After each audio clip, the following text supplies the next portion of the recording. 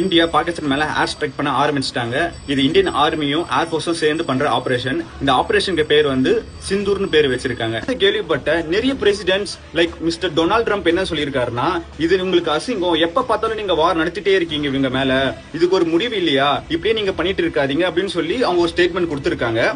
இதை தொடர்ந்து Pakistan defence minister என்ன பேசியிருக்காருன்னா, நீங்க வந்து மிலிட்டரி கேம்பை நீங்க வந்து பேஸ் பண்ணி அட்டாக் பண்ணல, நீங்க சிவிலியன் இருக்கிற இடமா பார்த்து தான் நீங்க அட்டாக் பண்ணிருக்கீங்கன்னு சொல்லி அவர் ஒரு ஸ்டேட்மெண்ட் கொடுத்திருக்காங்க. பட் இது எந்த அளவுக்கு உண்மைன்னு தெரியல. பட் இந்தியா சைட்ல இருந்து என்ன சொல்லியிருக்காங்கன்னா, நாங்க வந்து டெரரிஸ்ட் இருக்கிற 9 பிளேசஸ் தான் அட்டாக் பண்ணிருக்கோம், சிவிலியன்ஸ் நாங்க அட்டாக் பண்ணல அப்படின்னு சொல்லி சொல்லியிருக்காங்க. நம்ம அட்டாக் பண்ணிட்டோம்ன்றதுனால பாகிஸ்தான் சும்மா இருக்க போறது, டெஃபினட்டா அவங்களும் அட்டாக் பண்ண போறாங்க. பட் எப்போ பண்ண போறாங்கன்றது தெரியல. பட் எப்படி அட்டாக் பண்ண போறாங்கன்னு தெரியல. நம்ம மிசைல் ஏர் ஸ்ட்ரைக் மட்டும் தான் விட்டுருக்கோம். பட் அவங்க எந்த மாதிரி அட்டாக் பண்ண போறான்ற எந்த விஷயமும் தெரியல.